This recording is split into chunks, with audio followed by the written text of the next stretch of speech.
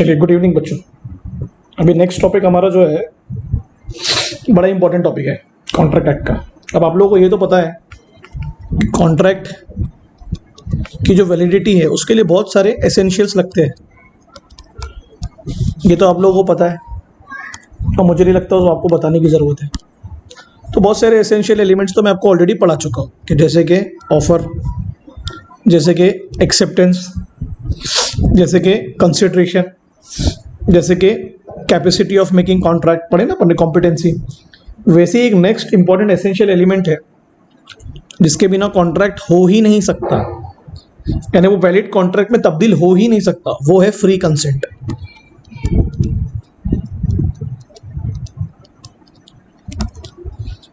तो पहले तो हम पढ़ेंगे व्हाट इज कंसेंट। दो लोगों का एक तरीके से एक ही चीज पर एक ही तरीके से सहमत होना, और फिर वो फ्रीली कैसे होता है ना, कई बार दबाव में, फोर्स में, प्रेशर में भी कराया जाता है, भरोसा जीत कर, धोखा देकर। तो बस यही पढ़ने वाले हम लोग। तो पहले तो कंसेंट का बेसिक मीनिंग क्या होता है अगर आप लोग पढ़ेंगे तो।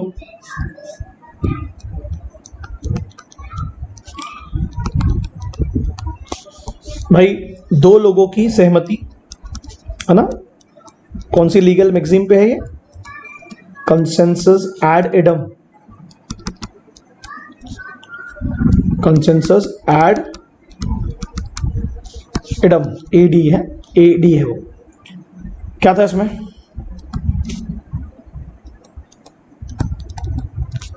मीटिंग ऑफ माइंड्स, दो लोगों का है ना, दो लोगों का, टू पीपल, सेम चीज पर, सेम सब्जेक्ट, सेम सेंस में, जैसा मैं चाह रहा हूं ऐसा ऐसा आप चाह रहे हैं, और सेम विल के साथ सहमत होना जरूरी है, विदाउट एनी फोर्स।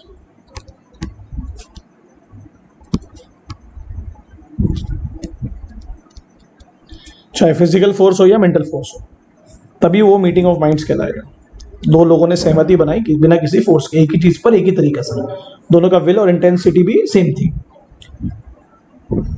तो कंसेंट को क्या में डिफाइन किया इन लोगों ने? Section 13 of Indian contract act 1872। क्या बोला उन्होंने भैया? जब दो और दो से ज्यादा लोग अपनी कंसेंट क्रिएट करते हैं, एग्री करते हैं upon the same thing in the same sense, जो मैं ऑफर कर रहा हूं वही आप एक्सेप्ट कर रहे हैं, जिस सेंस में मैं ऑफर कर रहा हूं उसी सेंस में आप एक्सेप्ट कर रहे हैं, ठीक है। इसको बोलते हैं consensus ad idem, meeting of minds, है ना। तो ये अगर नहीं होगा तो फिर फ्री कंसेंट कहां से होगा?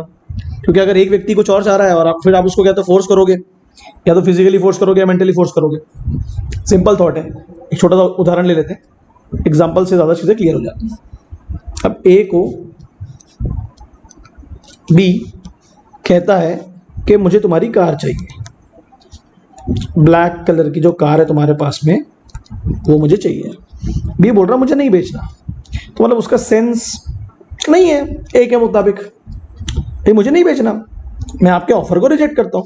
अब ये अगर उसको धमकाए, डराए तो कंसेंट तो ले लेगा, बट वो फ्री होगी क्या? नहीं होगी। सिंपल है, हम वही कॉन्ट्रैक्ट में पढ़ रहे हैं, फ्री होना जरूरी है। तो ये तो वो कंसेंट की मीनिंग है ना। The term free consent means ऐसी कंसेंट, ऐसी रजामंदी जो फ्री विल के थ्रू आई है, पार्टीज में किसी प्रकार का कोई प्रेशर नहीं है, अपनी मर्जी से वो जुड़ रहे हैं आपसे, ना किसी प्रकार का फोर्स है, ना किसी प्रकार का इन्फ्लुएंस है ना। It is defined in section 14 of the Indian contract 1872। ये बहुत ही इंपॉर्टेंट है ये डेफिनेशन, बराबर बच्चों, है ना। अब किस तरीके से कंसेंट फ्री कहलाएगी वो हम लोग पढ़ने वाले हैं। कंसेंट तब फ्री कहलाएगी मेरे बच्चों, कंसेंट तब फ्री कहलाएगी अगर उसमें ये एलिमेंट नहीं होंगे। ये एलिमेंट का नहीं होना जरूरी है, नहीं होना।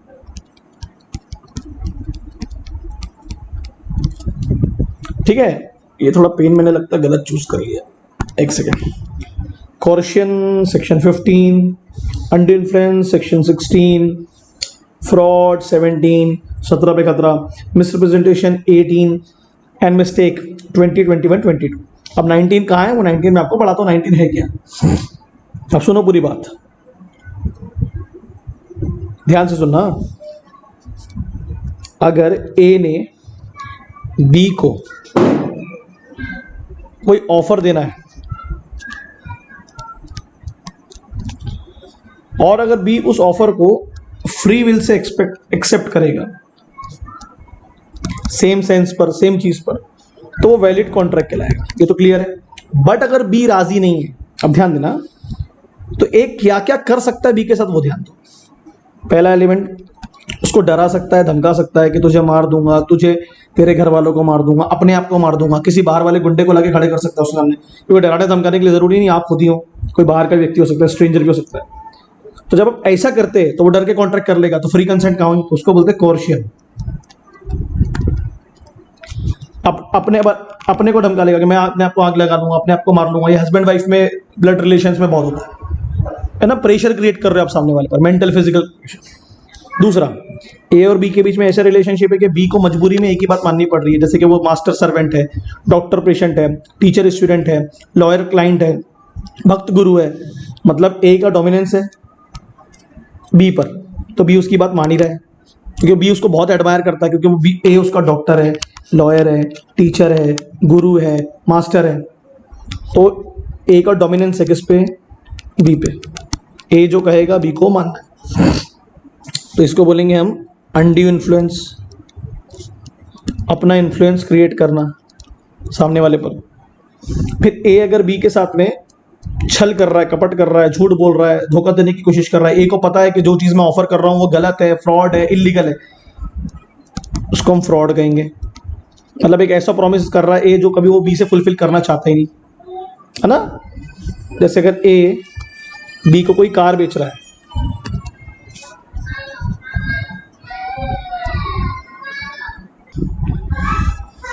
ठीक है। अब जैसे ए ने एक कार बेचा बी को जो चोरी की थी,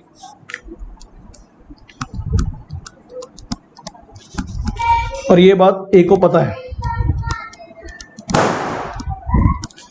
यानी उसने इंटेंशनली किया है काम, है ना। तो बी के साथ जो किया उसने, वो क्या किया? फ्रॉड।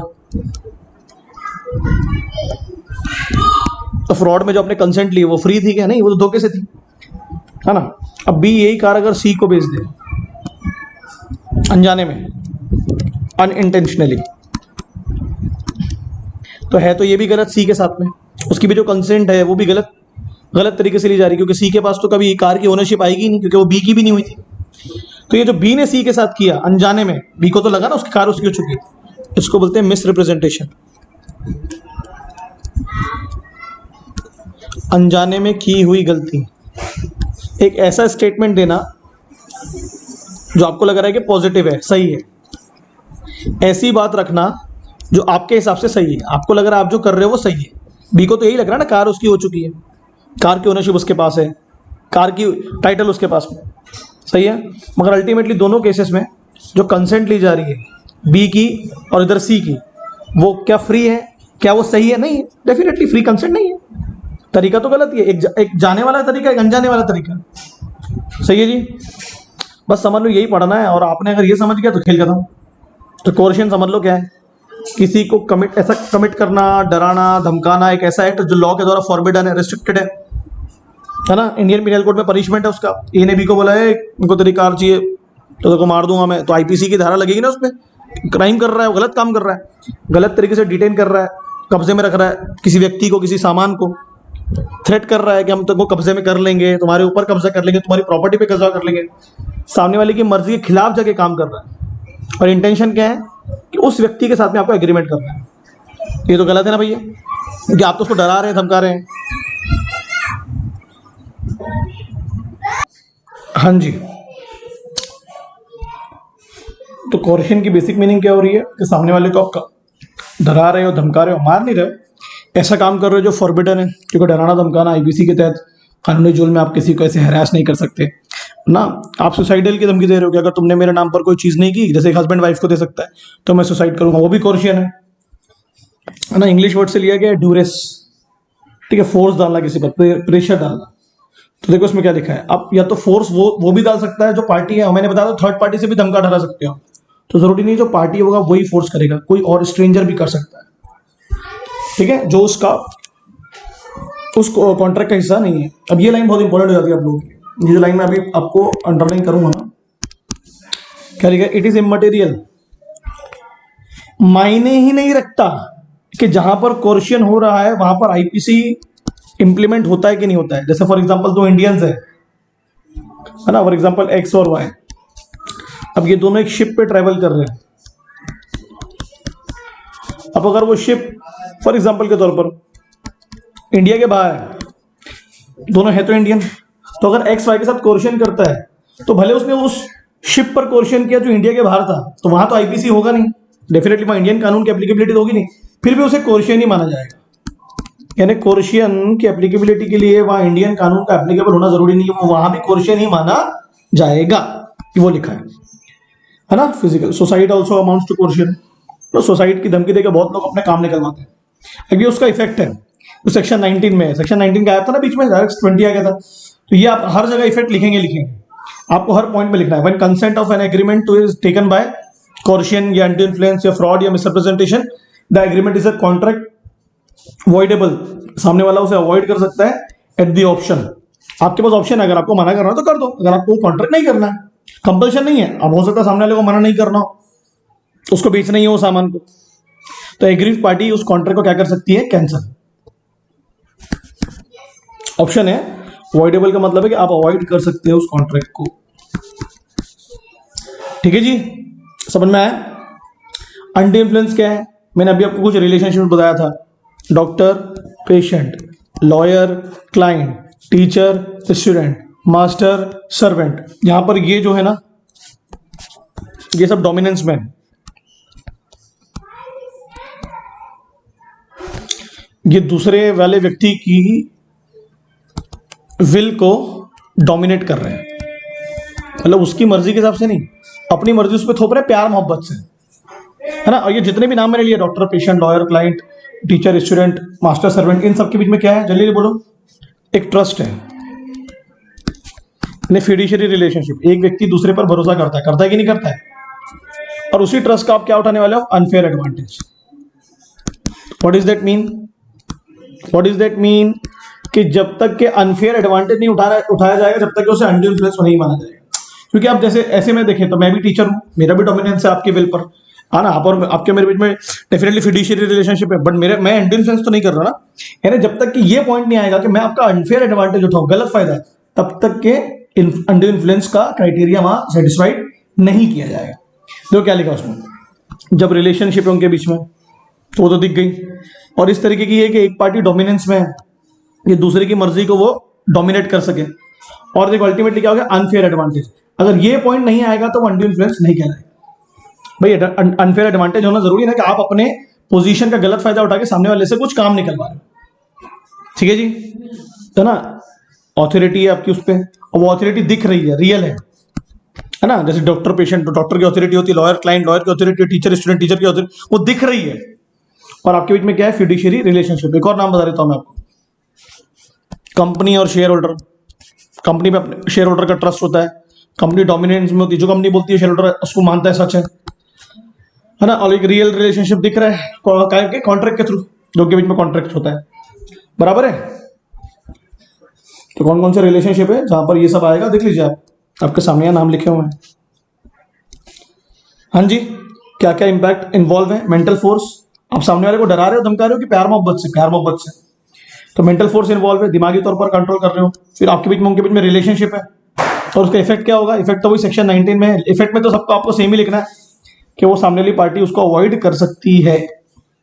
शुरू में अवॉइड कर देगी तो वॉइडेबल एग्रीमेंट कहलाएगा, और अगर बाद में उसको लगा कि मेरे साथ तो गलत कर दिए, तो फिर वो वॉइडेबल कॉन्ट्रैक्ट कहलाएगा। क्योंकि हो सकता है ना कॉन्ट्रैक्ट तो हो जाए आपके और क्लाइंट के बीच में, आपके और पेशेंट के बीच में, मास्टर और सर्वेंट के बीच में, है ना। तो सकता आपको बाद में पता चले कि इन्होंने आपका गलत फायदा उठाया। इसमें 3 रिलेशनशिप नहीं आते हैं, मतलब जिनमें थोड़ा बहुत भी अगर मेंटल फोर्स इन्वॉल्व है तो उसे अनड्यू इन्फ्लुएंस नहीं बोला जाता। एक हस्बैंड वाइफ, आपको तो पता ही है, वाइफ हमेशा अनड्यू इन्फ्लुएंस में रहती है, ये नहीं माना जाएगा। एक आपका डेटर क्रेडिटर, क्रेडिटर इन्फ्लुएंस में है। क्रेडिटर अगर आप आपसे अपने पैसे निकलवाने के लिए डोमिनेंस शो करता है तो गलत क्या है, दिक्कत नहीं है। और एक टेनेंट और लैंडलॉर्ड, किराएदार, मकान मालिक, जमींदार, ये तीनों रिलेशनशिप में अनड्यू इन्फ्लुएंस का क्राइटेरिया फुलफिल नहीं करता। कि अगर सामने वाला अपने डोमिनेंस के आधार पर अगर आपसे कोई फेवर ले भी रहा है तो वो तो ले सकता है ना, वो रिलेशनशिप में उसको दिख रहा है कि उसका डोमिनेंस है। ठीक है जी, क्लियर हुआ? ये डिफरेंस बिटवीन आप पढ़ लेंगे। द टर्म फ्रॉड, और ये बहुत ध्यान से पढ़ना, द टर्म फ्रॉड, इंटेंशनली आप सामने वाले को धोखा दे रहे हो, इंटेंशनली, डेलिबरेटली, विलफुल, जानबूझ के गलत फैक्ट्स प्रस्तुत कर रहे हो, गलत पॉलिसी बेच रहे हो, गलत शेयर बेच रहे हो, गलत जमीन बेच रहे हो जो आपको पता है गलत है। ऐसे फैक्ट्स जो बहुत ही मटेरियल है, मतलब रेलेवेंट है कॉन्ट्रैक्ट करने के लिए, उन्हीं फैक्ट्स को आप झूठा बता रहे हो। जैसे कंपनी अगर शेयर्स ऑफर कर रही है तो प्रोस्पेक्टस में कंपनी ने लास्ट ईयर के प्रॉफिट्स और डिविडेंड ही गलत लिख दी, और लास्ट ईयर के प्रॉफिट्स और डिविडेंड बहुत इंपॉर्टेंट होते हैं, है ना। लड़का लड़की की शादी हो रही है, बराबर है, तो आपने क्वालिफिकेशन ही गलत बता दी, सामने रहने वाला था हमारे लिए क्वालिफिकेशन बहुत इंपॉर्टेंट है। लेकिन अगर पार्टी के लिए कोई चीज इंपॉर्टेंट है और अगर वही चीज मिसस्टेट की जा रही है तो फिर गलत होगा, फ्रॉड होगा। फ्रॉड मीन्स कौन कौन से एक्ट आएंगे फ्रॉड में? Any act committed by a party to contract with intent to, आपका इरादा क्या है? दूसरे वाले को बेवकूफ बनाना, धोखा देना, डिसीव करना, और उसे इंड्यूस करना कि प्लीज मेरे साथ कॉन्ट्रैक्ट करो। देखिए फ्रॉड तब फ्रॉड कहलाता है जब आपको उस फ्रॉड से नुकसान हो, क्योंकि ऐसे तो दुनिया में लोग एक दूसरे को डिसीव कर रहे हैं, मगर सामने वाले को नुकसान नहीं हुआ तो आप प्रूफ कैसे करोगे फ्रॉड है? आप लॉजिक समझ रहे हैं? यानी यहां पर अगर ए ने बी के साथ फ्रॉड किया तो पहले तो बी को ये बात पता होनी चाहिए। तो यहाँ बर्डन ऑफ प्रूफ मालूम है किस पे होता है? बोलो किस पे होगा? आपने इल्जाम लगा दिया बी ने ए पे कि तूने मेरे साथ फ्रॉड किया, है ना। अब यहाँ ए को बताना है कि मैंने फ्रॉड नहीं किया, तो यहाँ प्लेंट डिफेंडेंट पे बर्डन होता है। आपने तो इल्जाम लगा दिया, बर्डन ऑफ प्रूफ ओनस इस पे होगा, इस पे डिफेंडेंट। और ये कौन है? प्लेंटिफ, जिसने प्लेंट फाइल किया, केस फाइल किया।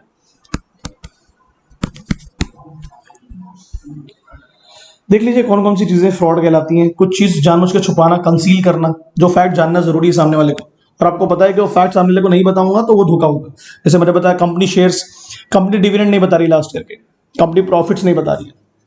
एक ऐसा वादा निभाना जो आप कभी निभाना ही नहीं चाह रहे थे, ऐसा प्रॉमिस करना जो आप कभी निभाना ही नहीं चाह रहे थे, है ना। आपने एक झूठी पॉलिसी बेची सामने वाले को और आपको पता था वो पॉलिसी कभी मैच्योर होगी नहीं। एनी अदर एक्ट जो डिसीव कर सके सामने वाले को, धोखा दे सके, है ना। और ऐसा कोई एक्ट, ये ऐसी कोई चीज, ओमिशन मतलब एक्सक्लूजन, मतलब कुछ बताना था आपने नहीं बताया, कुछ दिखाना था आपने नहीं दिखाया। गाड़ी में कोई दिक्कत थी आपने नहीं बताया, लड़के लड़के में कोई दिक्कत थी आपने नहीं बताया, बराबर ना। ओमिशन मतलब जो दिखाना है आप उसको नहीं दिखा रहे, ओमिट कर दिया आपने, ठीक है। और आपने एक ऐसा स्टेटमेंट दिया सामने वाले के सामने जो आपको पता है ट्रू नहीं है, ट्रू नहीं है। देखो क्या लिखा है इसमें, एक बार एग्जांपल पढ़ेंगे सब साथ में। ए इंटेंटेड टू चीट बी, ए का पहले से इरादा था कि मैं चीट करूंगा बी को, है ना। फुकरे पिक्चर अगर आपने देखा होगा, बराबर है नहीं बराबर है? देखो स्कैम 92 करके एक वेब सीरीज आई है ना, उसमें ना अर्शद मेहता को लोग फ्रॉड बताते हैं, तो बर्डन ऑफ प्रूफ उस पे था, उसको बताना था कि मैंने फ्रॉड नहीं किया हूं। हो सकता है उसने नहीं किया, उसका इरादा नहीं था, हो सकता है उसके पैसे डुबाने का इरादा नहीं था लोगों का, जो नहीं भी था। सीरीज के हिसाब से ये दिख रहा था कि उसका इरादा नहीं है कि लोगों के पैसे डुबाना चाह रहे, मगर बर्डन ऑफ प्रूफ तो उस पर था ना, तो वो प्रूफ नहीं कर पाया कि उसका इरादा नहीं था। उसने फॉल्सली रिप्रेजेंट किया कि 5 tons of ice cream ice was manufactured daily in the factory, कि मेरी फैक्ट्री पे 5 टन जो आइस है वो मैन्युफैक्चर्ड होता है। एंड देयर बाय बी को बोला कि आप खरीद लो उस फैक्ट्री को, है ना। अब ध्यान देंगे, और एक्चुअली वहां बनता था 3.5 टन, 3.5 टन पर डे। तो गलत इन्फॉर्मेशन है ना, आपको पता है आप झूठी इन्फॉर्मेशन दे रहे हो, तो अगर बी को पता चला कि ये तो झूठ बात है तो वो मना कर सकता है, बट वो ऑप्शन है, कंपल्शन नहीं है। अब ये कुछ एक्सेप्शन लिखे हैं यहाँ पर कि कहीं कहीं जगह पर अगर आप नॉर्मली चुप है तो उसको फ्रॉड नहीं कहेंगे आप, बट अगर आपकी चुप रहने को ही अगर हम स्पीच मान लें, यानी जहां आपकी बोलने की ड्यूटी थी वहां आपको फ्रॉड बोला जाएगा। मतलब कैसा? आप अगर देखना क्लोथिंग लेने जाते हो, फूड कंज्यूम करने जाते हो, या कोई व्हीकल लेने जाते हो, तो आप बहुत सारी चीजें पूछते हो सेलर से, मार्केटिंग गुरु से, तो आपको क्या लगता है सब चीज बताता है क्या आपको? जैसे गाड़ी का एवरेज अभी 90 का है, वो बोल रहा है कि जहां अगर आप नॉर्मली चुप हो, जो नॉर्मली व्यापारी चुप होता है, आप उसने होटल वाले से पूछा ये सब्जी कैसी? सर अच्छी है।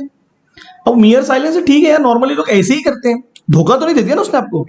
वो तो आप खुद भी पता कर सकते थे, खा के, पता करके, किसी से पूछ के, आपके पास मीन्स थे पता करने के।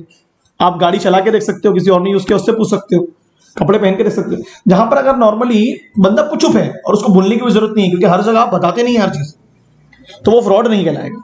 बट आपके चुप को अगर मैं स्पीच ले रहा हूं, यानी आपके चुप को मैं हामी ले रहा हूं, जहां आपकी ड्यूटी थी टू स्पीक, तो फिर वहां पर आपको फ्रॉड माना जाएगा ना। जैसे आप किसी मेडिकल में गए, है ना, या जैसे किसी की लैंड खरीदने गए, अब लैंड मॉर्गेज है, ये बात मुझे नहीं पता, है ना, तो ए ने क्या किया, बी को मॉर्गेज लैंड बेच दिया। बी ने पूछा सब बढ़िया है, कागजात क्लियर है, कोई दिक्कत नहीं है, ए चुप था, तो ए के चुप को तो हम हाँ ही मानेंगे ना, इक्विवेलेंट टू स्पीच। बराबर है क्या? बराबर है। तो फ्रॉड हो गया, आपने मॉर्गेज लैंड बेच दिया मुझे, मेरे साथ में गलत किया आपने। तो जहां आपका बोलना जरूरी है, यहाँ ड्यूटी थी इसकी, क्यों बताया कि अभी मॉर्गेज है, ड्यूटी टू स्पीक। तो जहां ड्यूटी टू स्पीक होगी वहां आपका चुप रहना फ्रॉड माना जाएगा। और जहां आप नॉर्मली चुप हो, जो नॉर्मली बहुत व्यापारी, बहुत सारे ऑफर देने वाले लोग नॉर्मली चुप होते हैं। अब देखो लड़का लड़की की शादी होती है तो बहुत जगहों पर इंसान चुप रहता है, हर बात नहीं बताता, तो फ्रॉड थोड़ी ना हो जाती है। कई बातें तो आप खुद भी पता कर सकते हो ना, ठीक है। इफेक्ट तो आपको पता है, तो बोलने की जरूरत नहीं है, इफेक्ट आप लिख लेंगे। मिस रिप्रेजेंटेशन में आपको पढ़ा चुका हूं कि आप जानबूझ के गलती नहीं कर रहे, वो गलती हो जा रही है, इनोसेंट मिस स्टेटमेंट है ना, आपसे वो फैक्ट छुप जा रहे हैं। मैंने याद है आपको एक एग्जांपल पढ़ाया था कि बी ने कार बेचा सी को, तो बी को थोड़ा ना पता था कि वो कार उसकी नहीं हुई है, वो चोरी की है, उसको तो लगा मेरी हो गई, मैं बेच देता हूं। तो आपको तो ऐसा लग रहा है आप जो कर रहे हो वो सही है। बराबर है कि नहीं? बराबर है।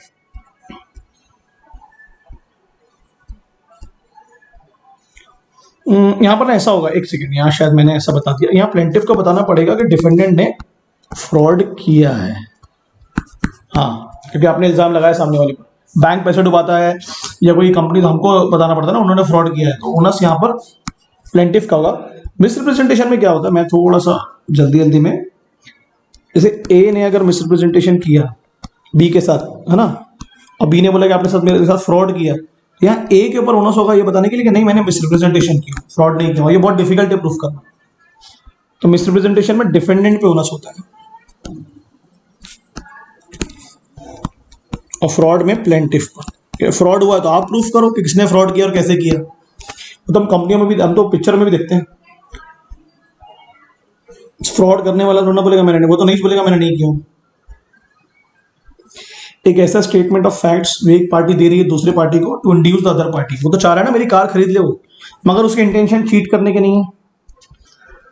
अब कंपनी ने अपने शेयर्स इशू की, प्रोस्पेक्टस इशू करके, प्रोस्पेक्टस में कुछ इन्फॉर्मेशन नहीं थी जो कंपनी को इशू हाउसेस बनाई थी कि तुम मेरे भी यहाँ प्रोस्पेक्टस इशू करो। कंपनियां होती है ना, बड़े बड़े बैंक होते हैं, तो अब उसमें कुछ इन्फॉर्मेशन नहीं डाल पाई बैंक, शेयर से रिलेटेड, डिविडेंड से रिलेटेड, तो वो इंटेंशन टू चीट नहीं है, ठीक है। और जहां इंटेंशन टू चीट नहीं होगा वो रिस्ट्रिक्टेड बाय लॉ भी नहीं होगा, पनिशेबल भी नहीं होगा, क्योंकि मुझे तो लग रहा है ना जो लिखा है सब सच है, जो मेरे पास आया सब सच है, ठीक है। तो अल्टीमेटली यहाँ बर्डन ऑफ प्रूफ किस पे होगा, डिफेंडेंट पे, उसे बताना पड़ेगा कि मैंने जो किया वो सच है, वो गलत नहीं है, तो बहुत डिफिकल्ट होता है प्रूफ करना। तो ये भी कॉन्ट्रैक्ट को क्या बनाएगा, अवॉइडेबल। कौन सी पार्टी से, एग्रीव पार्टी से, कि भैया मेरे को ये कॉन्ट्रैक्ट नहीं करना है क्योंकि तुमने मेरे साथ गलत किया है ना, और क्या क्लेम कर, है ना। बस यहाँ पर एक दिक्कत है, एग्रीगेट पार्टी यहाँ पर डैमेजेस क्लेम नहीं करेगी क्योंकि सामने वाले ने गलत नहीं किया ना रे, आप कॉन्ट्रैक्ट कैंसिल कर दो और डैमेजेस क्लेम नहीं कर सकते, ऊपर वाले में डैमेजेस क्लेम कर सकते हो।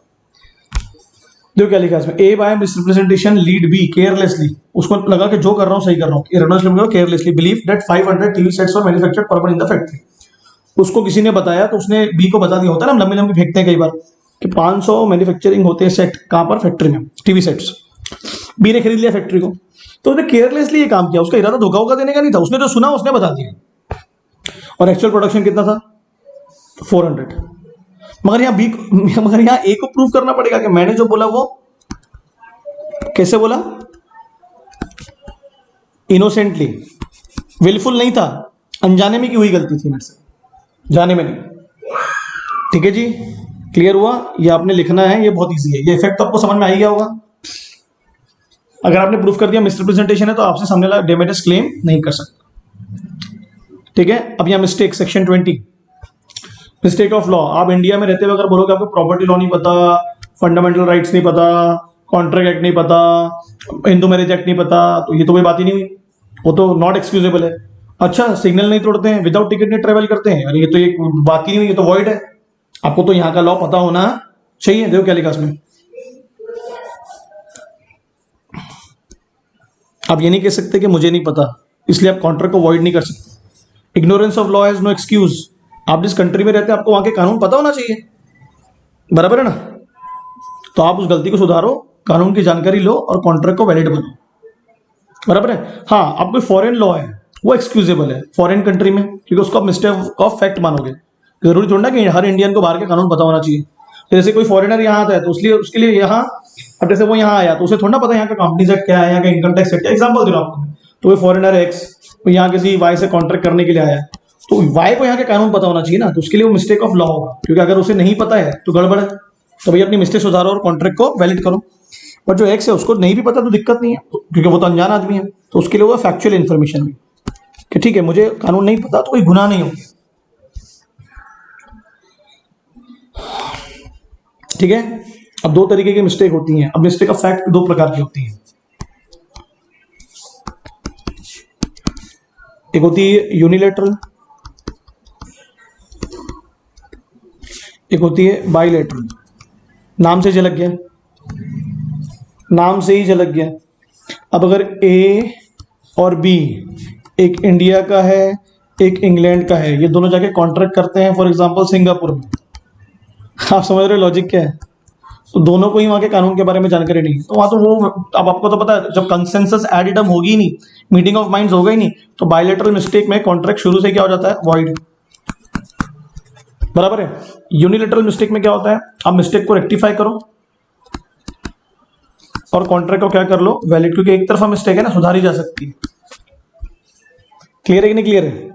बाहुबली 2 वाला एग्जांपल क्या था कि देवसेना के पास रिश्ता आता है, उसको लगता है बाहुबली का है, और उन लोग जो भेजते हैं भल्लाल देव का, तो उनको लगता है देवसेना ने हाँ बोल दिया है, तो यहाँ देवसेना भी गलत समझती है, मिस्टेक ऑफ फैक्ट होता है उससे, भल्लाल देव के यहाँ भी मिस्टेक ऑफ फैक्ट होता है, बाहुबली से भी होता है। आप लोग समझ रहे हो, तो मीटिंग ऑफ माइंड्स होता ही नहीं, दोनों तरफ से गलत गलत, उनको लगता है बाहुबली का रिश्ता है और सामने वाले को लगता है कि देवसेना ने भल्लाल देव का एक्सेप्ट कर लिया। आपने देखे पिक्चर बाहुबली 2, तो वहां तो बायलैटरल मिस्टेक हुई थी, तो वो कभी कॉन्ट्रैक्ट हुआ ही नहीं, वो शुरू से क्या था, वॉइड अब इनिशियो, क्योंकि वो मीटिंग ऑफ माइंड्स कभी हुआ ही नहीं।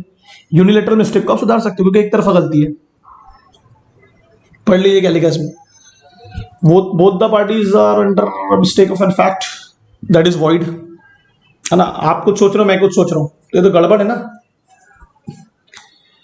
ठीक है। और अगर यूनिलेटरल मिस्टेक है, एक तरफा मिस्टेक है, तो उसको आप सुधार सकते हो, है ना। मिस्टेक सुधारो और खत्म करो बात, ठीक है। सिर्फ एक तरफा मिस्टेक से एग्रीमेंट इनवैलिड नहीं होगा या वॉइड नहीं होगा, ठीक है जी। मिस्टेक ऑफ लॉ समझा, a citizen of this country must know the law, ignorance of law is no excuse. आपको कॉन्ट्रैक्ट करते वक्त लॉ पता होनी चाहिए। आप ये नहीं कह सकते अच्छा मुझे नहीं पता था हिंदू मैरिज एक्ट में दूसरी शादी नहीं करते, अगर ऑलरेडी बीवी है, पता होना चाहिए तुमको, वॉइड है, वो इलीगल है, ठीक है जी। बट अगर कोई फॉरेनर आता है, उसे नहीं पता ना कंपनीज एक्ट क्या है, इनकम टैक्स क्या है, हिंदू मैरिज एक्ट क्या है, उसे वो उसके लिए मिस्टेक ऑफ फैक्ट होगा। वैसे ही हम बाहर जाएंगे तो हमारे लिए मिस्टेक ऑफ फैक्ट, या हम यहाँ से बैठे बैठे कोई फॉरेन लॉ को लेके अगर कोई मिस्टेक करते हैं तो वो मिस्टेक ऑफ फैक्ट होगा, हमारे लिए जानना उसके लिए कंपलसरी नहीं है, सही है जी। अच्छा माइनर से कॉन्ट्रैक्ट नहीं करते हैं, तो देखो पता होना चाहिए ना, that is a mistake of law, ठीक है, ओके। चलो खत्म हो गया, ये बहुत इंपॉर्टेंट टॉपिक है, तुरंत वीडियो देखो, तुरंत इसको लिख के प्रैक्टिस करो तुरंत।